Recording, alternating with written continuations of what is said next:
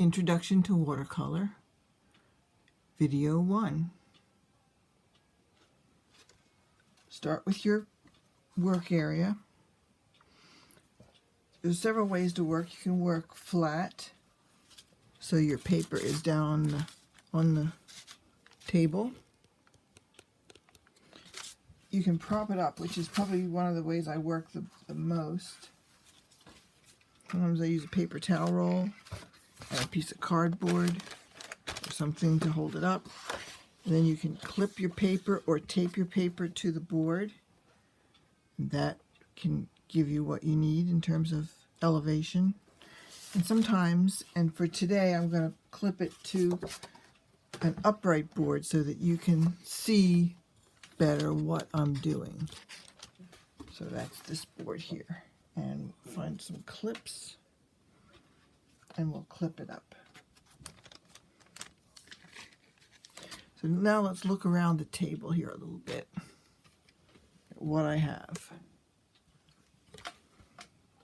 Some paper towels.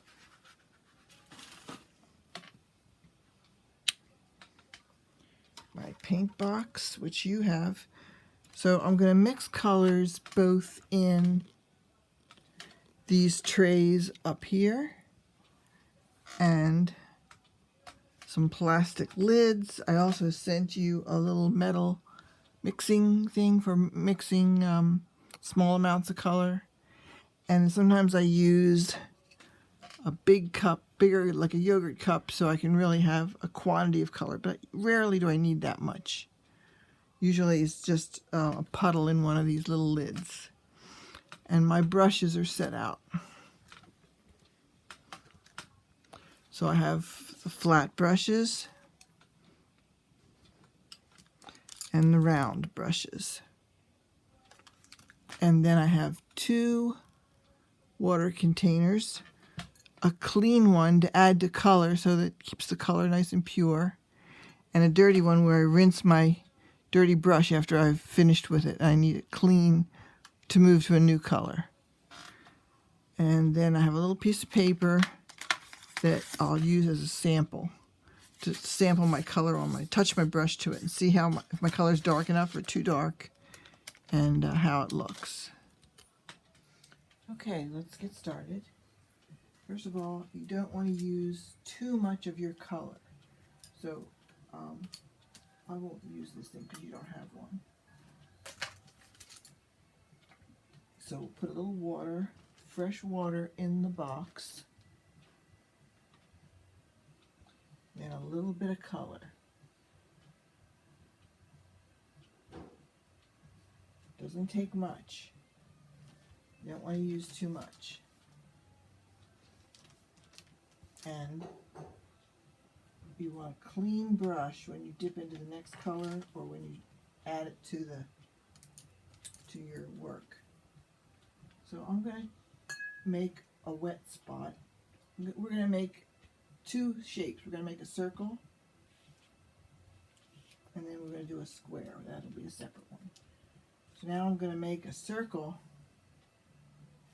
with a hole in the middle, with a highlight in the middle.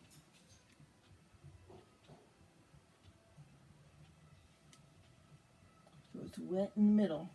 That makes it soft. Now, it's a little uneven. I'm going to rinse my brush.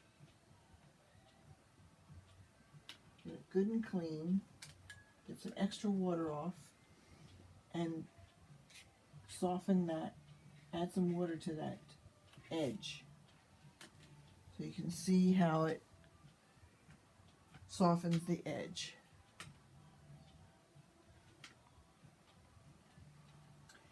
Now, let's make a square. So now I'm going to go to my flat brush. And the advantage to this is it gives you the shape you need. I'll get a little water, and I'm going to have a couple different amounts of blue.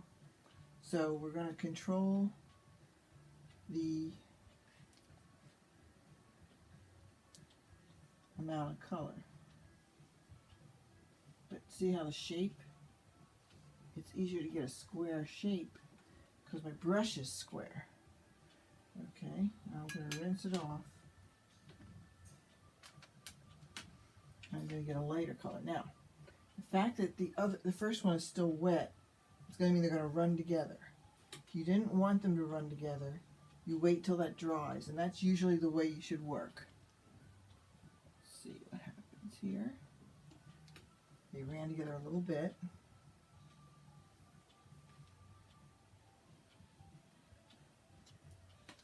And you have a cube.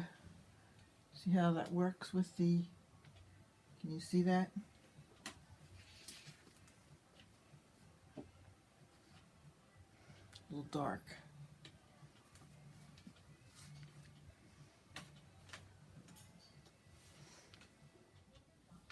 Okay, here's a little better angle to see how that painting went. So this is on, it went, look, it's dry now, or drying, a little drier. So now I'm going to put the next side on. And then the top, just make a little bit of light blue for the top, because there's more light hitting that.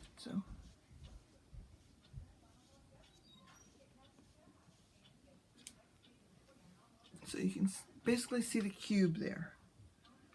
I'll do the circle again. You can do that a couple ways. You can start with a dry piece of paper and put the circle around, and then take a wet brush and soften those edges.